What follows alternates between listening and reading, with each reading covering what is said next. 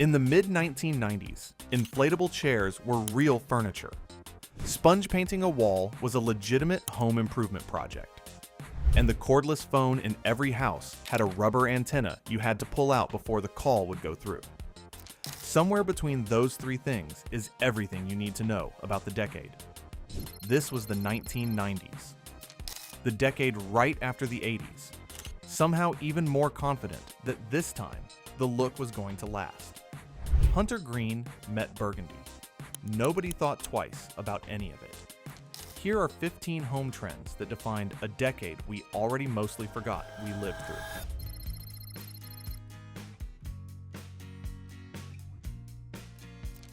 By the mid-1990s, you couldn't open a magazine, a cereal box, or your own mailbox without an AOL disc falling out of it. The company mailed out so many that at one point, half of every CD manufactured worldwide had its logo on it. The pitch was simple: 50 free hours, sometimes 700, just to get online. What it actually meant was a drawer in every house overflowing with unused discs, a phone line tied up for hours while the modem connected, and that specific screech everyone over 30 can still hum from memory.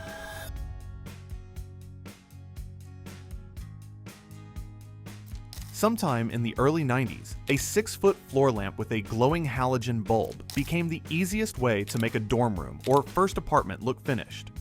They were cheap, they were everywhere, and they put out a warm, gallery-quality light nothing else in the price range could match. What the boxes didn't mention was that the bulb could reach over 1,000 degrees. By 1997, the government had linked these lamps to at least 189 fires and recalled 40 million of them for free safety guards.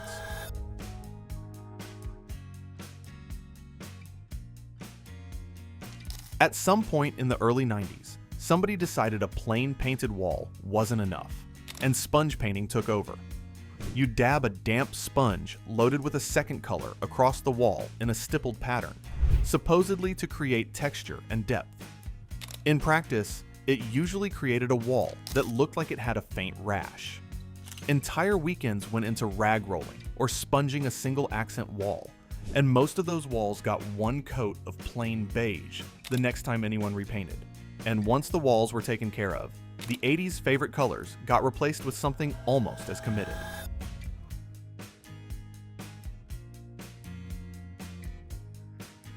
Mauve and teal didn't disappear overnight. They got replaced, and what replaced them was hunter green paired with burgundy. Wallpaper borders, curtains, throw pillows, even kitchen appliances showed up in some combination of the two. It was supposed to feel rich and traditional, almost like a country lodge. In a lot of homes, it ended up making every room feel slightly darker than it needed to be, and by the early 2000s, hunter green and burgundy were the first things going into the dumpster during a renovation.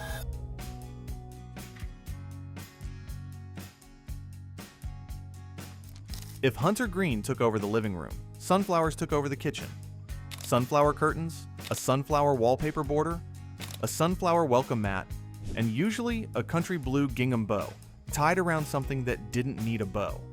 The look was meant to feel warm and homemade, and for a while, it genuinely did. The problem was that once you committed to a theme that specific, every gift anyone bought you for the next 5 years was guaranteed to be sunflower shaped.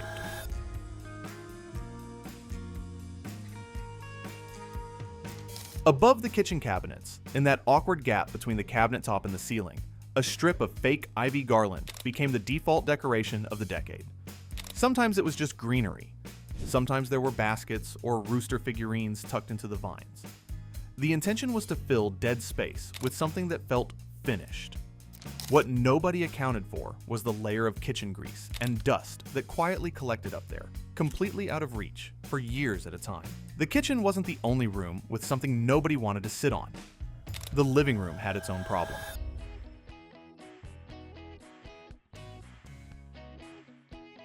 Clear vinyl inflatable chairs and ottomans showed up in teenage bedrooms and dorm rooms by the mid-90s, usually in some shade of blue or purple.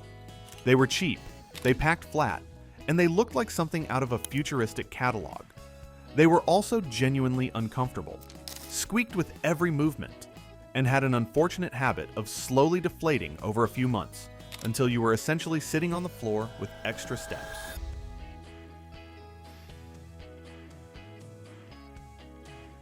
The decade's other couch was enormous, covered in busy floral chintz, and somehow always seemed to take up more of the living room than the room could spare.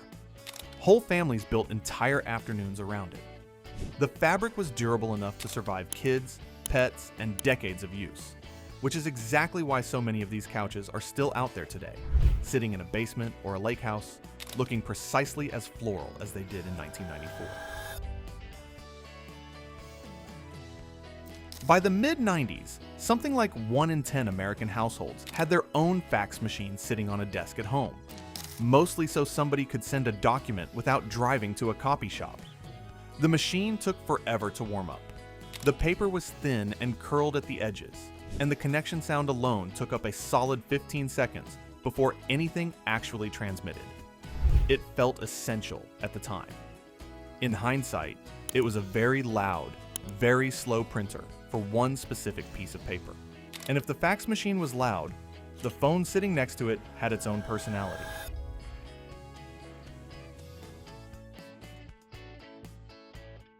The cordless phone of the 90s came with a thick rubber antenna you had to extend before making a call, and a range that, on a good day, reached the edge of the backyard. Walk too far past that range, and the call dissolved into static mid-sentence. Everyone in the house fought over the single handset, and it was always missing, usually wedged in a couch cushion, ringing somewhere nobody could quite locate it.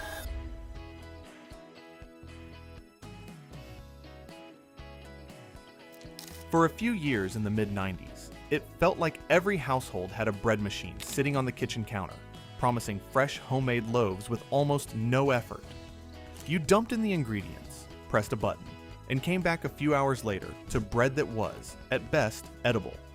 Most machines got used heavily for about 2 months, and then spent the rest of the decade taking up cabinet space, waiting for a comeback that never quite happened.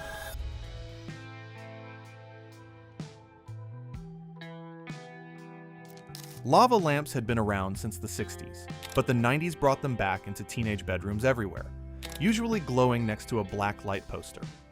The appeal was watching the wax slowly rise, blob, and fall for no particular reason at all.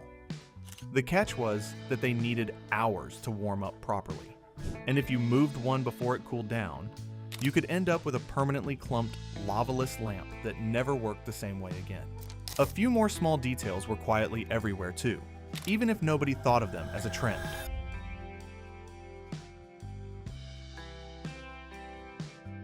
Stained glass style window clings showed up on sliding glass doors and kitchen windows across the country, usually shaped like grapes, fruit, or a rooster to match whatever else was happening in that kitchen.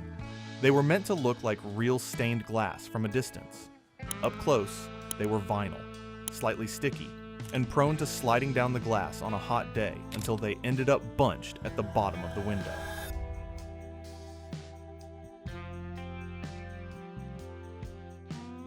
Kitchen cabinets across the decade were almost universally oak, finished in a warm honey gold tone, often with beveled glass panels on a few of the upper doors. It was meant to feel substantial and a little upscale. The oak never really went out of style so much as it went out of fashion all at once in the 2000s, when an entire generation of homeowners decided their kitchens needed to be painted white, sanded down, or torn out completely.